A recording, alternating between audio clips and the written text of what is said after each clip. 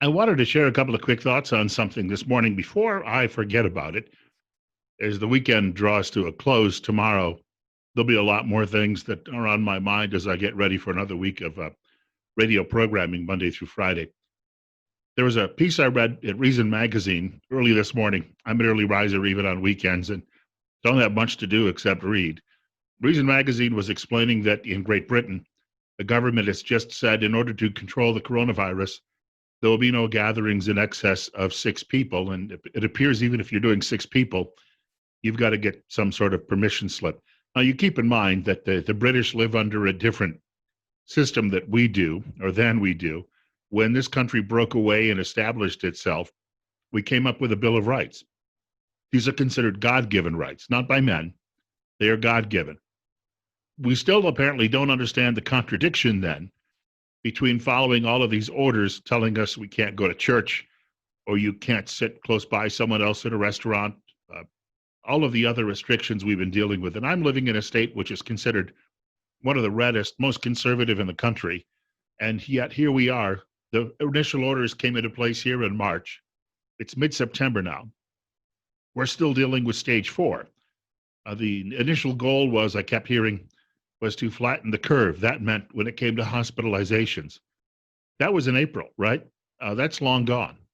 So why are we still in stage 4 at this point? What gets me is the governor that we elected. I mean, he works for us, obviously. He keeps admonishing people saying, you're just not following the rules. And until we bring these numbers down even more, I'm going to have to keep you in stage 4. Don't make me come back there. I didn't elect him to be dad. That's what the, and first of all, I don't respect him enough to even believe that he has the ability to play that role. I voted for him because he was a much better alternative than the Democrat, who was obviously a Bernie Sanders AOC acolyte, and we certainly didn't want that here. But I got to be honest with you, at some point, these court systems have to start looking at this and realize this cannot be a permanent feature of American life. It's no longer America. People have been arguing, and these arguments hold a lot of water. They keep telling us if they can take all of this away from you, then it never really was. You never really were free, I guess is a good way to put that. And so somebody somewhere in the court system, which has been backing up all of these government edicts, of course, you got to remember judges themselves are from the elite class, or they believe they're elite. They're appointed by people, or they come out of the same milieu as your governors around the country and your state legislators and your U.S. senators and your members of the House in Washington. And they mix well with all of these people. And apparently they think that we need to be controlled. We're a little bit like, what were they called? The Morlocks in the Time Machine.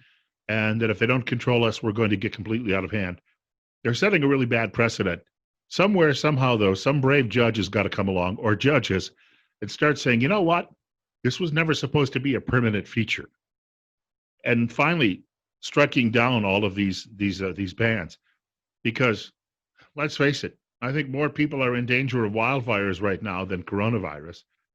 And yet we aren't going into any specific restrictions because of that, although there will be people who try to push the green agenda for that very reason. More people still die in automobile accidents, and we still allow people on the interstate here to drive at 80 miles per hour, sometimes more, but they're not supposed to. We've got to bring this to an end. If we don't bring this to an end, we face the consequences of, face the possibility that it may never come to an end. And it will be the most slow-rolling dystopian coup ever pulled off in human history. Resist. How do you do that? You got to do it en masse. And you got to tell all of those people out there who keep telling you it's about keeping grandma alive to stop driving if they believe that. But if they really want to get on board with you, you've got to do a better job of convincing them that we're absolutely going down the wrong road. I don't want to be led around like cattle. I'm sorry, I have no interest in doing that. Anyhow, if you'd like to know more about what we do, subscribe to what we do. If you're seeing this, obviously you can click the subscribe button and you'll get updates and alerts on whatever we're posting. Jake and I do these videos during the course of, we do a couple of shows per week together, and then we generally do a few shorter videos on our own. But we would like you to check in every now and then and see what we're up to.